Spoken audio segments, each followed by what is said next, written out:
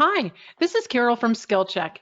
Today I'd like to talk about cutting tenants' locks and sort of the dangers of that.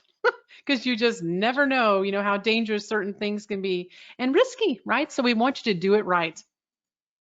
So, first thing, and one of the things you can think about, because when you start this whole process, you want to make sure you're following your company policy. Let's start with that, because whatever your company tells you is the way to do it is what you should do.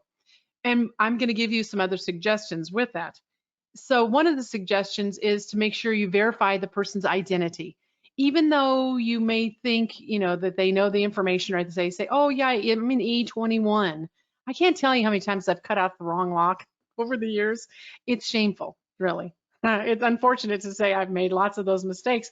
That's why I come to you, just giving you good information because I've made a lot of these. But even if the customer, you kind of know the customer, you know of them, it's just say it's our company policy that I verify your ID. But you're also looking in the computer, and you can look on the contract. That's another option for you to do depending on how you keep your records. But if you can pull up the rental agreement, you can see who's on the rental agreement and then who you could cut the lock for. And remember, you've got to document this also. You want to make sure you're making notes in the computer, and I actually at the very end I'll show you a form that you can use. So that's really important to do. But you've got to make sure that the home office, if they require that information, you get that over to them, wanting to know that, whose locks you're cutting. Remember not to rush the process. And I think sometimes when there's a lot going on in the office and then the customer comes in and like, oh, I need my lock cut, I can't find my key, which has been me as a customer more than once. I'd like to even admit how many times I've had locks cut because I can't find the key. Because there are plenty of chateau locks and in my ring. So I'm like, yeah, which one is that, to my storage unit, or is that the one with the storage unit at this store or that store? So it's really kind of puts me into, I have to ask the managers to take the lock off for me. But remember, when you're talking about this, because several of my employees have also cut off the wrong lock for customers, and then we've got an incident report going on to say what happened. Then we have to call the other customer to say, oh, by the way, we accidentally cut your lock off because we just went to the wrong number space. And the weird thing about this is it's most common, like if you have an A building or B building, C building, and then they are all numbered A1, 2, 3, sometimes we've gone to the wrong building, but it was number 3, unit 3, but it was C3 instead of D3. So make sure you're looking at information. If you need to, take a copy of something with you so you can remember it, because that's another thing that's happened where managers are like, was that D or C? And I'm like, if you don't know, you go back up to the office to figure it out. And sometimes the customer has also said the wrong number. They said, oh no, it was D. And then yes, it's just the plethora of things that can happen, and you cut off somebody else's lock that you didn't mean to, which is, a problem. And then you have to solve that problem, which is another problem because customers like, why did you cut my lock off? And then you have to explain, well, the idiot rule or the idiot, this happens to me sometimes and I didn't really mean it to happen. So, and then they think you're stealing from them sometimes. And I've had those calls too. Your manager's stealing from me. They cut my lock off and they said they didn't mean to, but I know they did. And I hate that stuff. So try to avoid that. So don't let customers take off their own lock. And I know I've even had customers call a locksmith to come get their lock off because we wouldn't do it, or they didn't, ever come to us to even ask. But remember that when customers try to do this themselves, they've torn up the door. Look at that example where the door's kind of torn up, and it's just sad how that happens. But customers may cut off the wrong lock also. That's another problem I've had, when customers thought that they came in with their own bolt cutters and they cut off a lock and then it wasn't their unit. And then they come up like, yeah, I got into my unit and it wasn't my stuff. And then we look and we go down and the manager goes down and the manager says, oh, this isn't your lock, or this isn't your space. Your space is over on the next row. And they're like, oh, yeah.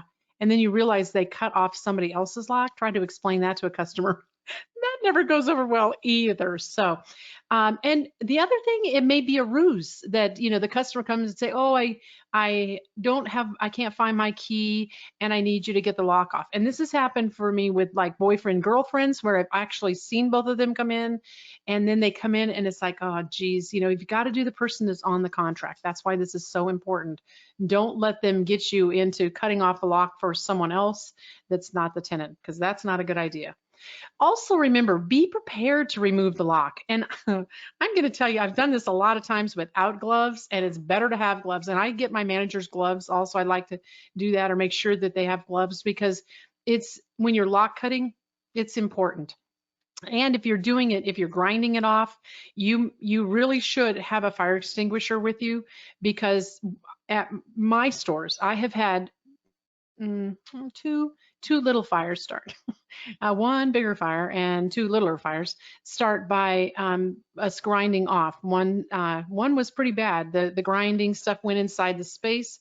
The sparks go in, and so when it went in the space, the customer had some paint and some rags, and the rags caught on fire, and we lost three spaces. And the fire department came out, but because I was like, "You've got to call the fire," the manager's like, "I think it's smoldering in there. It kind of smells like smoke."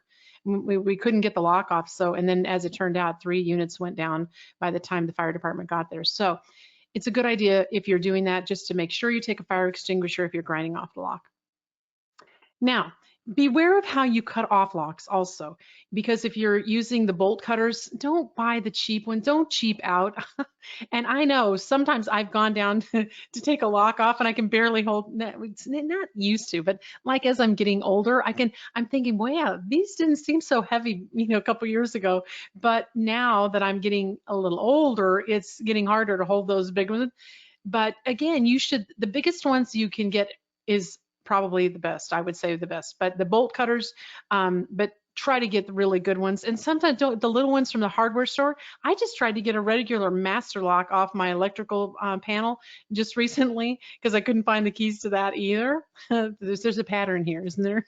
So I guess it's probably because I have so many keys and locks and stupid things. Okay. So, but I tried to get it off with these really little small bolt cutters, and I went at it 5 different ways. And then my son tried it and he couldn't get it. And then I think he got it enough to where finally, I got it. So, because he was like, "Mom, give up. Let's just drill it out or do something else." And so I went back later on after I got my strength back. And I tried it again. So, but don't cheap out, and get the ones from the hardware store. Get something good. And you can also remember that when you have these bolt cutters like this, I've gone out before and tried to cut a lock off, and I looked at the jaws of the bolt cutter, and it's got all these marks in it where when you pushed it together like this, they didn't even go together because it had been so warped or used so many times. So I'll show you some examples here, because this kind of threw me off there a little bit, but you can get replacements for these cutter jaws. And it's really easy to fix yourself, and I put Chateau products because I got these pictures off of there, but Chateau sells them. And these little jaws here, they're so easy to change. The manager can do it. I've done it several times before. It was easy to do. Took me probably longer to find the wrenches to do it than it did anything else, but it's really easy, and it's less expensive just to replace these. And I usually, when I order one of these, I order a replacement at the same time, because then when we do have the replacement, we don't have to go wait, or we need the replacement, it's there. And then when you put that one on, I tell them to reorder another one. So it's really a great thing to do, and Chateau's really awesome about having great products. So just for self-storage. Yeah, I love that.